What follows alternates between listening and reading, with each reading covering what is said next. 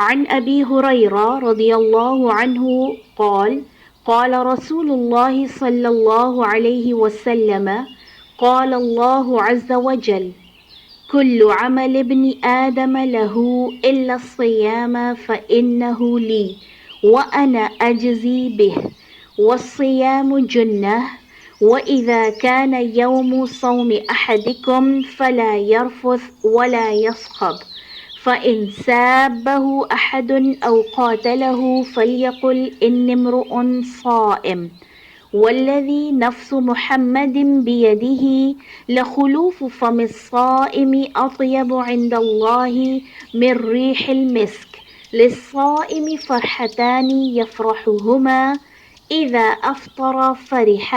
وإذا لقي ربه فرح بصومه. حضرت ابو ہریرہ رضی اللہ عنہ سے مروی ہے کہ رسول اللہ صلی اللہ علیہ وسلم نے ارشاد فرمایا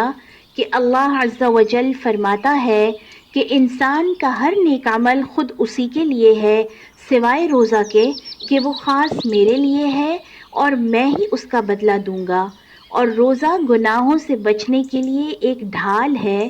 اگر کوئی روزے سے ہو تو اسے فضول باتیں یا فحش گوئی نہیں کرنی چاہیے اور نہ ہی شور مچانا چاہیے، اور اگر کوئی دوسرا شخص اس کو گالی دے یا لڑنا چاہے تو اس کا جواب یہ ہونا چاہیے کہ میں ایک روزہ دار آدمی ہوں، یعنی لڑائی جھگڑے سے اپنے آپ کو دور رکھنا چاہیے روزے کی حالت میں۔ اس ذات کی قسم جس کے ہاتھ میں محمد صلی اللہ علیہ وسلم کی جان ہے، روزہ دار کے منہ کی بو اللہ کے نزدیک مشک کی خوشبو سے بھی زیادہ بہتر ہے۔ روزہ دار کو دو خوشیاں حاصل ہوں گی، ایک تو جب وہ افطار کرتا ہے تو وہ خوش ہوتا ہے،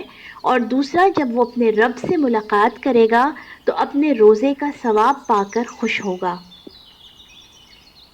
Abu Hurairah, may Allah be pleased with him, narrated that the Messenger of Allah, may Allah exalt his mention, said that Allah the Exalted says,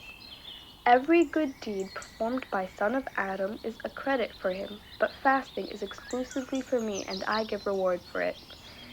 Fasting is a shield against sins. Therefore, when any of you is fasting, he should neither indulge in obscene language nor raise the voice. If anyone abuses him or quarrels with him, he should say, "I am fasting." By him in whose hand is Muhammad's soul, the smell coming out of the mouth of a person fasting is more pleasant to Allah than the smell of musk. And he who fasts has two occasions of joy. One is when he breaks the fast, and the second is when he meets his Lord.